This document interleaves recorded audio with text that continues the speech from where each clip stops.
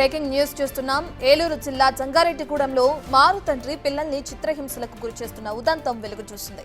సుభాష్ని దుర్గాప్రసాద్ ఏడాది క్రితం నుంచి సహజీవనం చేస్తున్నారు. సుభాష్నికి మొదటి భర్త ద్వారా ఇద్దరు పిల్లలు. తన పిల్లలతో సహా సబ్బంపేటలో నివాసం ఉంటుంది సుభాష్ని. అయితే భర్తతో విడిపోయిన సుభాషిని దుర్గాప్రసాద్తో కలిసి ఉంటుంది. అయితే దుర్గాప్రసాద్ తన పిల్లలను తరచూ తాగొచ్చి కొట్టేవాడని తీవ్ర ఆవేదన వ్యక్తం చేస్తుంది బాధితురాలు సుభాషిని.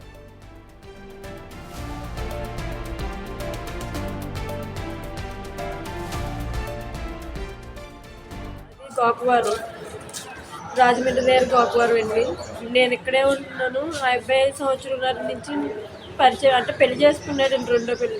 కానీ చేసుకున్న కాడి నుంచి కూడా నాకు సుఖం లేదండి, పిల్లలకి సుఖం లేదు. అంత బాగుంది తాగేసి వచ్చి పిల్లల్ని కొడతానే ఉంటాడు. పిల్లల్ని నన్ను అడ్డం వెళ్ళడానికి నన్ను కొడతానే ఇతను పుట్టిన అతను కాదండి, పిల్లలు మా చేసుకున్న ఆయనకి పుట్టిన పిల్లలండి.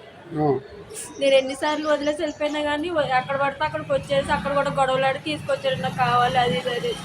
తీరా ఇంటికి వచ్చిన తర్వాత 2 నెలలు 3 నెలలు బాగా చూడడం, తర్వాత తాగేసి వచ్చి కొట్టడం తిట్టడం అండి.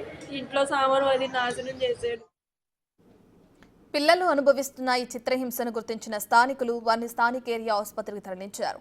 మారు తండ్రి తాగేసి వచ్చి తమను కొడుతున్నట్లు చెప్తున్నారు పిల్లలు. తాళం కప్పించుకుని కొట్టాడు. కొడితే మళ్ళీ వాళ్ళ ఫుల్గా తాగి వచ్చాడు. రాత్రి మొత్తం ఫుల్గా తాగేసి కొడుకుని మళ్ళీ పొద్దున్న లేచి మా అమ్మ ఒంటిపూట రేపు సర్వే అని స్కూల్ వద్దంటే మళ్ళీ ఫుల్గా పని మానేసి ఫుల్గా తాగొచ్చి మీ అమ్మాయి స్కూల్ ఎందుకు మానేసి వచ్చిన తర్వాత మెట్ల దగ్గర అంటే అమ్మాయికి సరగా మానేమని రెడీ అన్నారు.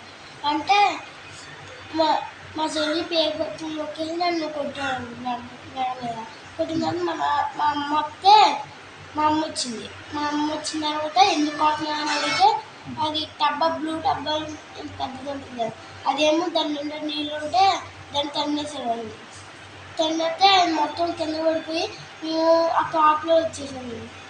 అదే పొగటి తోటలో అటువైపు వస్తే తాళం దాచుకొని తాళాలు బద్దలు కొట్టేసాడు. బద్దలు కొట్టాక మేము ఇంకా ఇటు వచ్చి సౌకులు బండికి ఇప్పుడు వచ్చేసాం.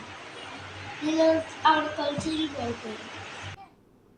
పూర్తి డీటెయిల్స్ మా ప్రతినిధి సాగర్ అందిస్తారు. సాగర్, ఇప్పటికే చూసుకుంటే ఆ పిల్లల్ని కొడుతూ తనని కూడా చిత్రహింసలు చేస్తున్నారు దుర్గాప్రసాద్ అని చెప్పి సుభాష్ని ఆరోపిస్తుంది.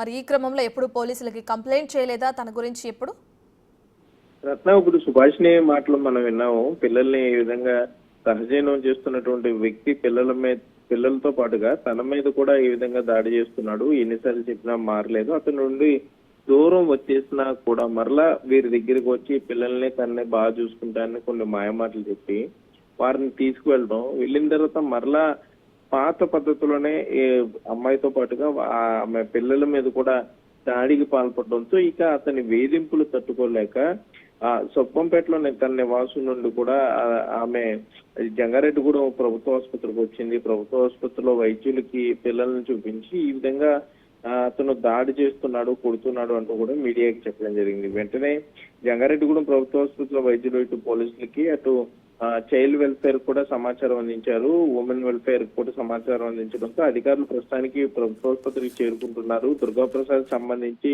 పూర్తి స్థాయిలో వివరాలు అయితే రాబడుతున్నారు. ఎప్పటి నుండి పరిచయం ఉంది, ఈ విధంగా అతను ఎందుకు చేస్తున్నాడు అనే పనులు అయితే పోలీసులు ప్రస్తుతానికి విచారణ అయితే చేపట్టారనే చెప్పుకోవచ్చు. Right, thank you Sagar.